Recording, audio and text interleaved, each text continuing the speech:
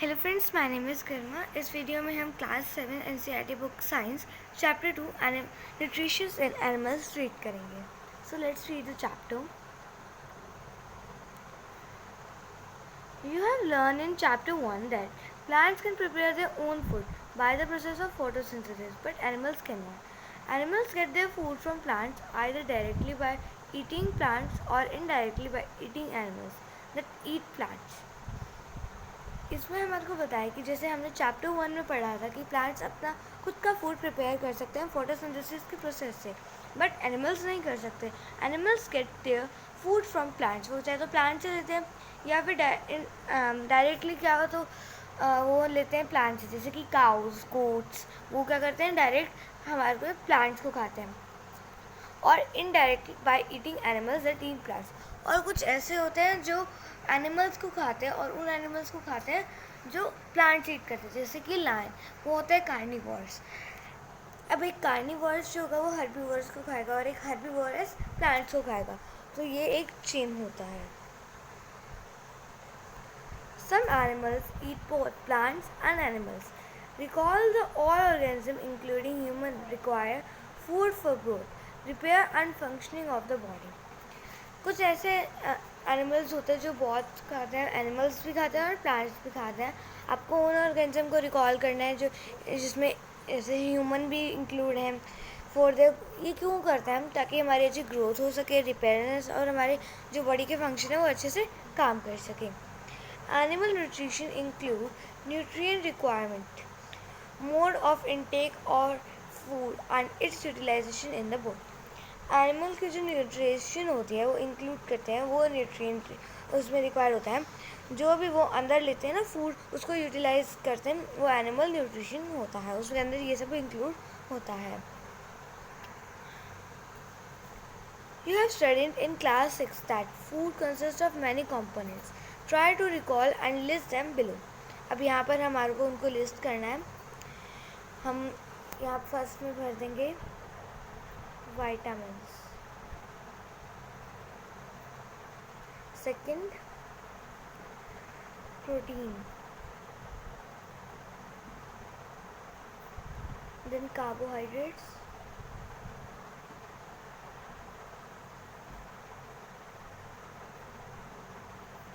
fats,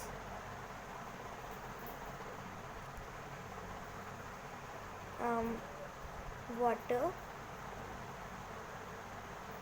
and roughage.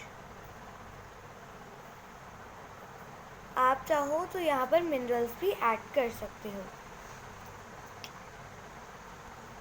The component of the food such as carbohydrate and complex substances. ये जो होते हैं ना components of food, ये complex substances में होता है। complex substance क्या होता है? सी यहाँ पर एक ऐसा हमारे को फूड दे रखा है, उसको हम च्यू करते हैं ना माउथ में। मान लो अब हम लेते हैं एक पीस, किसी का भी पीस लेते हैं, मान लो हमने लिया एक केक का पीस लिया, वो कितना बड़ा हुआ, मान लो वो इतना बड़ा हुआ, हम उसको अपने माउथ में डालते हैं तो उसको हम च्यू करके छोटे छोटे छोटे पार्टिकल्स में करते थे, कुछ ऐसे। तो ये कॉम्प्लेक्स सब्सटेंस हुआ और ये जो सब्सटेंस है सिंपल सब्सटेंस हुआ। These complex substances cannot be utilized as such, और हम इसको as जैसे है इसको इसी तरीके में हम यूज़ नहीं कर सकते। So these are broken down into simpler substances, तभी ये तोड़े जाते हैं simpler substances में। The breakdown of complex components of food into simpler substances is called digestion. अब जब हम एक बड़े पीस को छोटे पीस में कन्वर्ट करते हैं, छोटे छोटे पीसेस में कन्वर्ट करते हैं, उसे हम डाइजेशन कहते हैं। Different ways to taking food. The mode of taking food into the body varies in different organisms. अब वो जो फूड का इनटेक होता है वो डिफरेंट ऑर्गेनिजम्स में अलग होता है। बीज and humming bird suck the nectar. आपने देखा होगा कि बीज जो होती हैं वो नेक्टर को सक करती हैं, हमिंग बर्ड जो होती है वो भी नेक्टर को सक करती है। किसके नेक्टर को सक करते हैं? नेक्टर क्या होता है, एक जो आपका फ्लावर होता है ना उसके अंदर बीच बीच में, जैसे ये सनफ्लावर है यहाँ पर,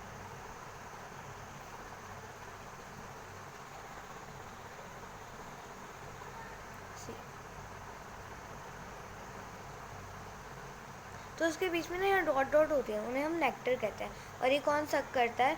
ये हमारी हमिंग बर्ड और बीज सक कर लेते हैं प्लांट्स में से।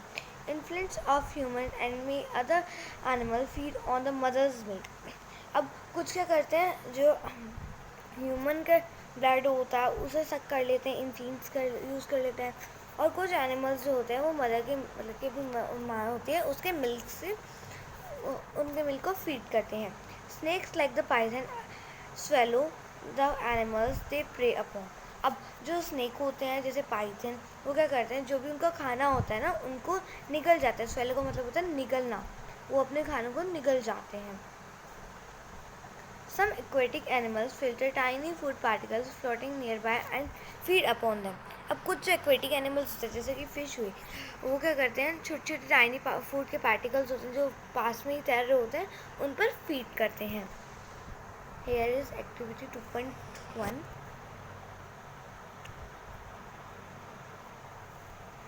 What is the type of food and mode of feeding the following animals? अब यहाँ पर हमारे को एक टेबल दी हुई है। अब इसमें हमें पूछा है कि इस टेबल में आप ये बताओ कि डिफरेंट जो ऑर्गेनिज्म होते हैं उनके मोड ऑफ टेकिंग फूड को क्या कहते हैं। Write down your observation in the given table. You may find the list of modes feeding given below in the table helpful. अभी आपकी ना हेल्पफुल होगी, कैसे? आप जैसे जैसे चैप्टर रीड करोगे आपको पता लगेगा ना, तो ये आपके लिए बहुत हेल्पफुल होंगी। सो यस, फर्स्ट है हमारा स्नेल। यस, स्नेल में अब स्नेल क्या यूज़ करता है? स्नेल इंसेक्ट खाता है। What it eat? इंसेक्ट इसका फूड होता है। और इसके मोड ऑफ फीडिंग को क्या कहते हैं?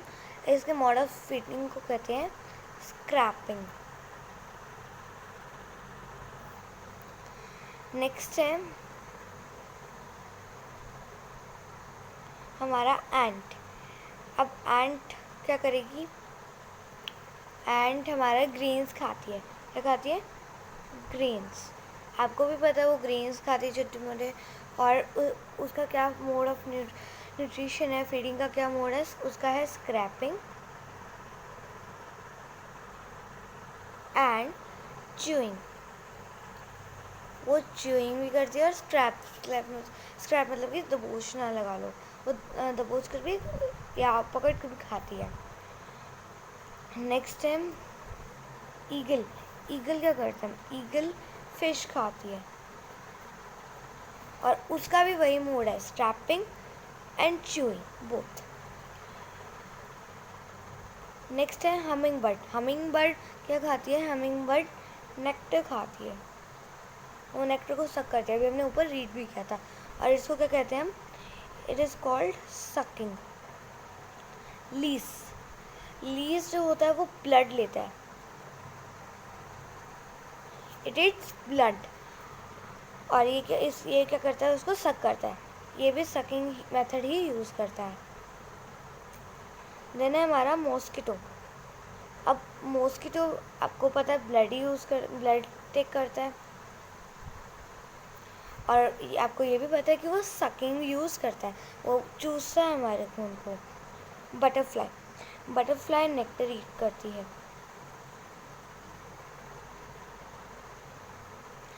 और ये कौन सा मेथड है? ये यूज़ करती है सिफोनिंग मेथड। नेक्स्ट है हाउस फ्लाई लिक्विड फूड को, आपको भी पता है कई बार घर में कुछ फूड पड़ा होता है ना, तो मक्खियाँ उस पर आने लग जाती हैं। और ये मोड कौन सा लेती है? ये सिफोइंग मोड लेती है आपका। सो ये टेबल मैंने आपकी करवा दी complete. Next page. It is an amazing fact. वो फैक्ट किसके बारे में? It is about the star fish. ये फैक्ट है स्टार फिश के बारे में। Star fish feeds on animals covered by hard shell of calcium carbonate. After opening the shell, the starfish pops out its stomach through its mouth to eat the soft animal inside the shell.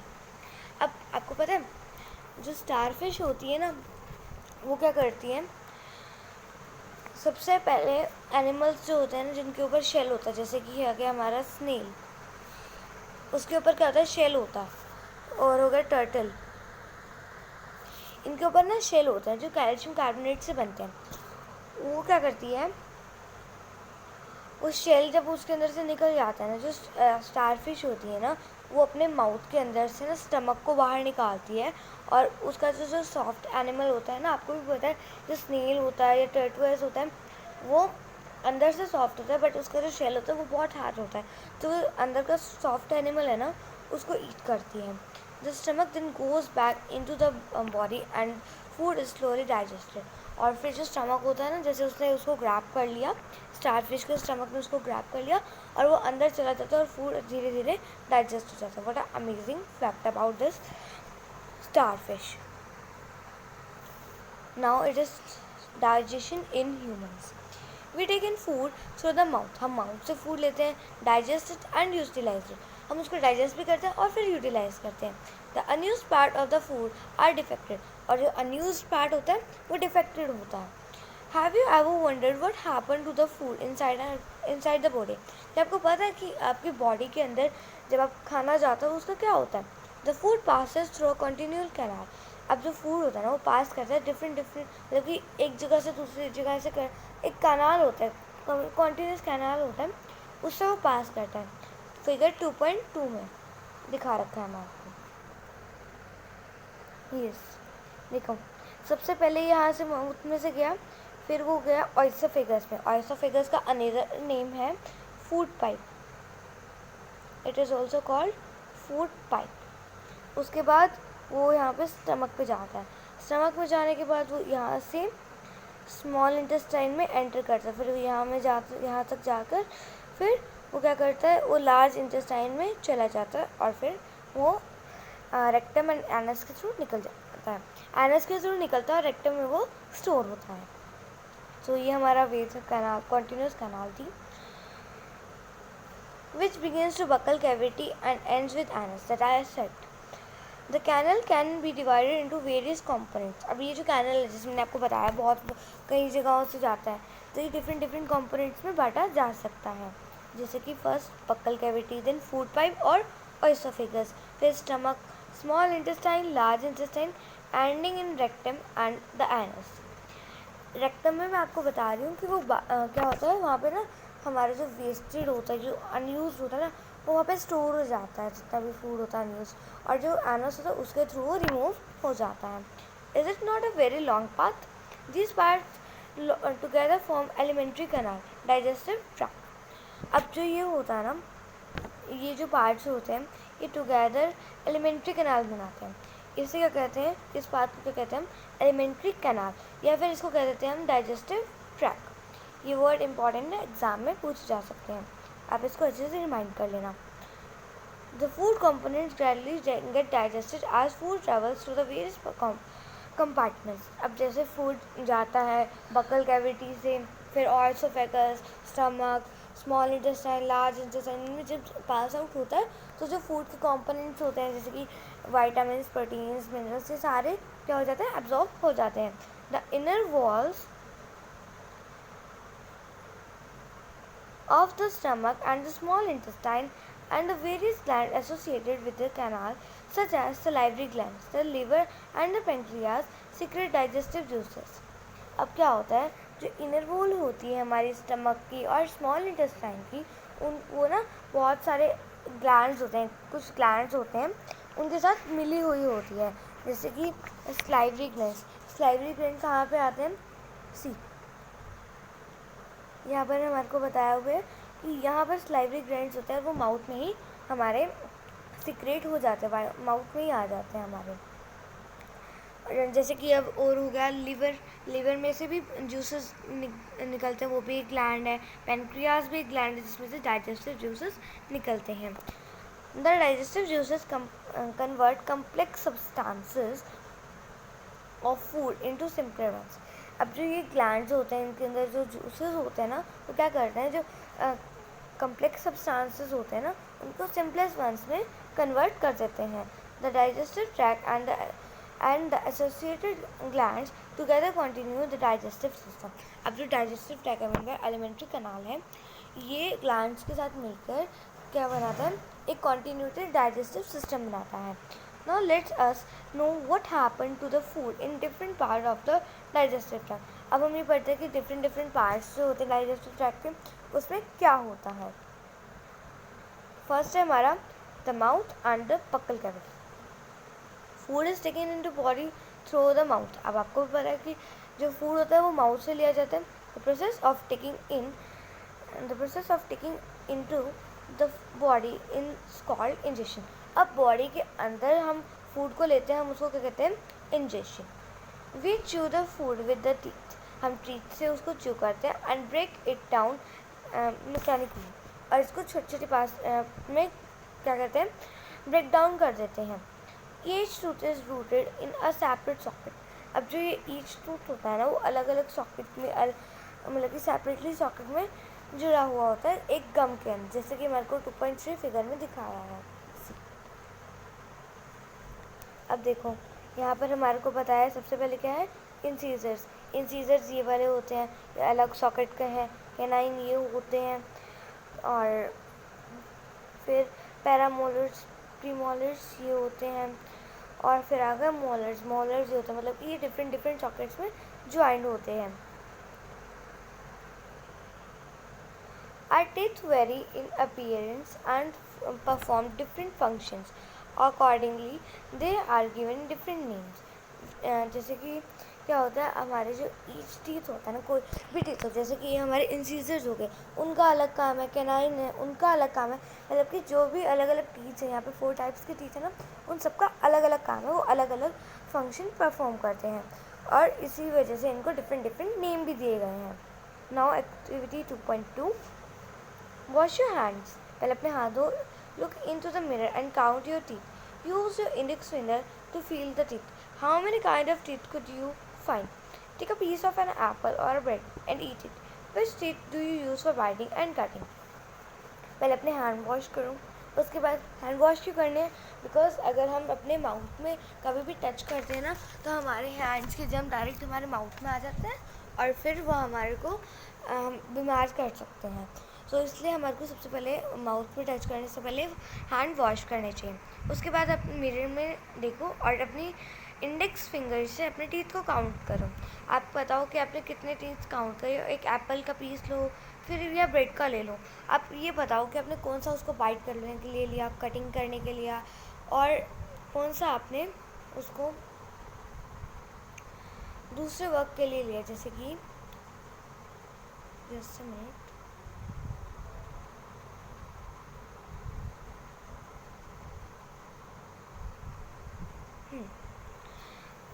Cutting के लिए लिया और कौन सा आपने peering और tearing के लिए लिया. अब आपको ये सारा कुछ बताना है. Also find out the ones that are use for chewing and grinding. Record your observation in table 2.2. अब हमारे को इसके अंदर रिकॉर्ड करनी है इन्फॉर्मेशन. ये ज़रूरी नहीं है, लेकिन कई बार एग्ज़ाम में ये पूछा जा सकता है कि हम कटिंग, बाइटिंग, पियर्सिंग, टीयरिंग कौन से टीथ से करते हैं. इस वजह से ये इम्पॉर्टेंट है. कटिंग एंड बाइटिंग की टर्न है पहले. Cutting and biting teeths. Please. Cutting हम करते हैं इंसीजर से. 4 इंसीजर्स हमारे टोटल नहीं होते हैं.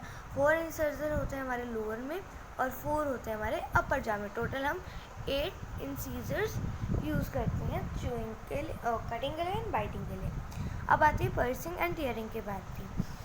तो पर्सिंग एंड टीयरिंग में हम 2 कैनाइन यूज़ करते हैं अपर जॉ में एंड 2 कैनाइन यूज़ करते हैं हम लोअर जॉ में. तो मतलब कि हम टोटल 4 कैनाइन यूज़ करते हैं. च्यूइंग एंड ग्राइंडिंग भी. अब च्यूइंग कैसे करते हैं और ग्राइंडिंग कैसे करते हैं. हम च्यूइंग और ग्राइंडिंग करते हैं. 4 तो हम यूज़ करते हैं प्री मोलर और 4 यूज़ कर एंड हम 6 यूज़ करते हैं मोलर्स. तो मीन्स 4 इधर एंड 6 इधर. तो मीन्स हम इधर तो लेते हैं 8 प्री मोलर्स एंड 12 मोलर्स. सो ये हमारा टेबल है. नेक्स्ट आ जाता है. Our mouth has a salivary gland which secretes saliva. हमारे मुंह में सलाइवरी ग्लैंड होता है जो सीक्रेट करता है सलाइवा। सलाइवा क्या होता है, हम अपने मुंह में जो जूस होता है ना, या आप उसको हिंदी में कह सकते हैं लार, वो सीक्रेट करता है ताकि हमारा जो खाना है वो डाइजेस्ट हो सके। Do you know that action of saliva on food क्या होता है? Let's find out. अब वो हम यूज़ करते हैं, अब क्या होता है, सलाइवरी ग्लैंड में से सलाइवा निकलता है, लेकिन उसका यूज़ क्या होता है? ये तो पता लग गया कि वो फूड को ब्रेक डाउन करने में यूज़ करता है, लेकिन कैसे? ये हम एक्टिविटी में देख रहे हैं 2.3 एक्टिविटी में। Take 2 test tubes, label them A and B. In the test tube A, put 1 teaspoonful of boiled rice. In test tube B, keep 1 teaspoonful of boiled rice after chewing of it for 3 to 5 minutes. Add 3 to 4 milliliter of water in the Boss test tube. Figure 2.4 में जैसे बताया हुआ. Now pour 2 to 3 drops of iodine solution in each test tube and absorb. See, हमने ये 2 test tubes ली, A and B. अब हमने क्या किया, इस वाली के अंदर तो हमने रख दिए बॉइल्ड राइस, जो हमने बॉयल करके उबाल कर राइस रखे थे, और इस वाली में हमने बॉइल्ड राइस रखे जो हमने च्यू कर लिए 3 से 5 मिनट के लिए. उसके बाद हमने इसको इतना इतना वाटर से फिल कर दिया और 2 to 3 ड्रॉप्स इसके हमने किसके डाले, आयोडीन सॉल्यूशन के. फिर क्या हुआ, ये कलर क्या हो गया, ब्लू हो गया, और ये नॉर्मल ही रहा. ऐसा क्यों हुआ, अब हम वो देखते हैं.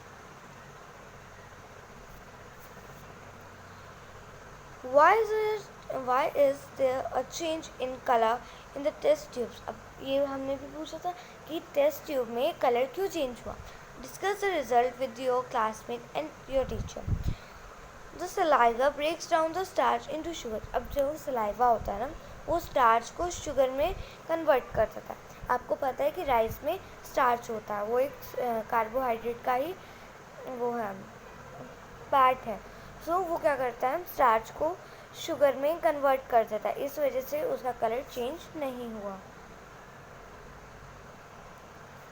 अब आती है हमारी टंग की term. The tongue is a fleshy muscular organ attached at the back to the floor of the buccal cavity. एक टंग जो होती है ना, वो फ्लेशी सी मस्कुलर ऑर्गन होता है जो हमारे बक्कल कैविटी के लास्ट में जाकर जॉइंट मतलब कि वहाँ पर अटैच होती है. आपको भी पता है, अगर आप वो अपने हैंड को वॉश करके अगर आप अपनी जीभ को टच करते हो या इसको पकड़ के देखते हो तो वो पकड़ा नहीं जाती है. वो बहुत फ्लेशी सी चीज़ होती है जो हमारे बक्कल कैविटी के नीचे वाली साइड, नीचे वाले फ्लोर पे अटैच होती है. It is a free at the front end can be move in all direction. अब आप अपने टंग को किसी भी डायरेक्शन में माउथ में कहीं भी घुमा सकते हो ना. Do you know the function of the tongue? क्या आपको टंग का फंक्शन पता है? We use our tongue for talking. अब हम अपनी टंग को टॉकिंग के लिए यूज़ करते हैं. लाइक अब हम एक वर्ड हिंदी का एक शब्द बोलते हैं, पानी, यस, ल बोलेंगे. अगर आप अपनी जीभ को पकड़ के ल बोलेंगे तो आपसे ल बोला नहीं जाएगा, क्योंकि वो हमारे को बोलने में हेल्प करती है. Beside it mix saliva with the food during chewing and help in swallow food. अब क्या करती है, इसके अलावा क्या करती है, वो सलाइवा को फूड के अंदर मिक्स होने में हेल्प करती है ताकि वो अच्छे से च्यू हो सके और हम उसको जो फूड बचा है उसको निकल सके. We also taste food with our tongue. अब हम अपनी टंग से क्या करते हैं, टेस्ट भी करते हैं food.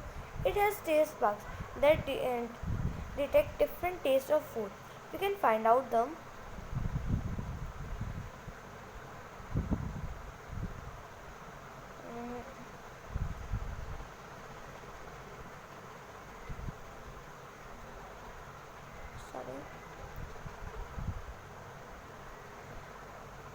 Position of taste buds by the following activity. अब हम इस एक्टिविटी जो नीचे हमारे को दी हुई है उससे हम क्या कर सकते हैं, टेस्ट बड्स को पता कर सकते हैं कि कहाँ कहाँ हो रहे हैं. इस एक्टिविटी को करने की ज़रूरत नहीं है, इसके जगह मैं आपको जस्ट ये बता देती हूँ कि कहाँ पे क्या क्या प्रेजेंट होता है हमारे टंग में. सो फर्स्टली हम बात करते हैं इस एरिया की. इस एरिया में हमारा स्वीट टेस्ट होता है, यहाँ अगर हम अपना मान लो अपनी चीनी रखेंगे तो हमारे को यहाँ पे स्वीट टेस्ट होएगा। इन जगहों पर हमारे को सॉल्टी टेस्ट होएगा, नमकीन। इस जगह पे हमारे को सॉर, खट्टा टेस्ट होएगा। और यहाँ पर हमारे को क्या होगा, बिटर, कड़वा टेस्ट होएगा। स्वीट मीठा, नमकीन, सॉर, कड़वा, खट्टा, और यहाँ फिर बिटर, कड़वा। ये हमारे टंग में हम यहाँ इस जगह पर हम ऐसे टेस्ट बड्स को यूज़ करते हैं। यहाँ पर डिफरेंट अब हम देख लिया कि हमने इसको लेबल भी किया। आप इसको अपने बुक्स वगैरह में ज़रूर करिए, क्योंकि कभी ना क्या होता है, ये जो डायग्राम होता है आपको बनाने भी आ जाते हैं एग्ज़ाम्स में, और ये भी पूछ लिया जाता है कि आप बताओ डायग्राम के थ्रू कि टंग का ऐसा कौन सा पार्ट है जहाँ पर आपको बिटर टेस्ट होता है। तो ये आपको बहुत इम्पॉर्टेंट पार्ट है।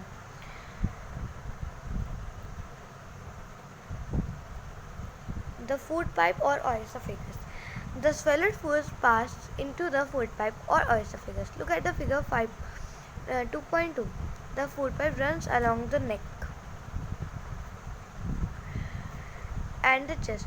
Food is pushed down by the movement of the wall of the food pipe. अब देखो, फूड पाइप का ज़्यादा कोई काम नहीं होता। अब ये है हमारा stomach,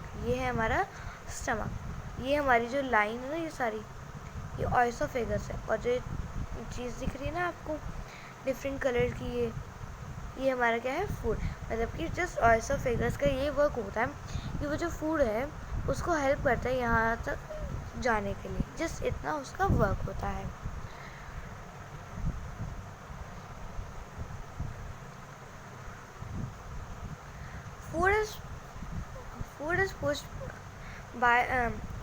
Food is pushed down by movement of wall of the food pipe. अब क्या होता है, फूड पाइप की जो वॉल्स होती हैं, जैसे फूड पाइप ऐसे होते हैं तो उसकी जो वॉल्स होती हैं ना, ये वाली, वो फूड को हेल्प करते हैं ताकि वो नीचे जा सकें।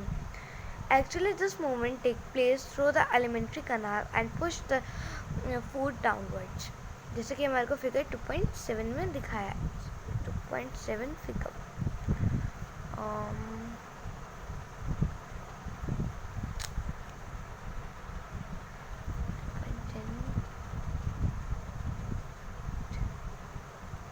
सी 2.7 फिगर में अब हमको ये दिखाया है कि वो कैसे पुश कर रही है।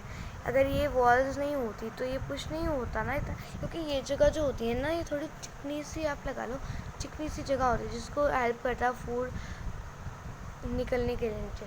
अब आपको पता है ग्रेविटेशनल फोर्स होता है, वो अपने नीचे कर लेता है। लेकिन अगर आप ये देखो वॉल्स के अंदर है, कोई चीज़ फंस गई है तो वो थोड़ी जगह चिकनी होगी। बटर लगा दिया अगर साइड में तो वो चिकनी जगह हो जाएगी, और अगर आप यहाँ से कुछ चीज़ पास आउट करोगे तो वो बहुत जल्दी स्लिप होकर नीचे चली जाएगी। सेम ऑइसोफेगस में होता है, उसमें बहुत सारे लाइक जूसेस वगैरह होते हैं जिससे फूड जो होता है वो नीचे चला जाता है। At time the food is not accepted by our stomach and it vomiting out. जब हमारा स्टमक फूड को एक्सेप्ट नहीं करता है तो वॉमिटिंग हमारे को स्टार्ट हो जाती है। Recall the instance when you vomiting after eating and think the reason for it. आप सोचो कि जब आप की वॉमिटिंग होती है, आपने ऐसा क्या खाया होता है, उसका रीज़न ढूंढो। जस्ट वैसे ही है, discuss with your parents and teacher, जैसे आपको डिस्कस करना है। सो आज के लिए इतना है। अगर आपको मेरी वीडियो अच्छी लगी सो इसे प्लीज़ लाइक करना एंड मेरे चैनल को ज़रूर सब्सक्राइब करना। Thank you.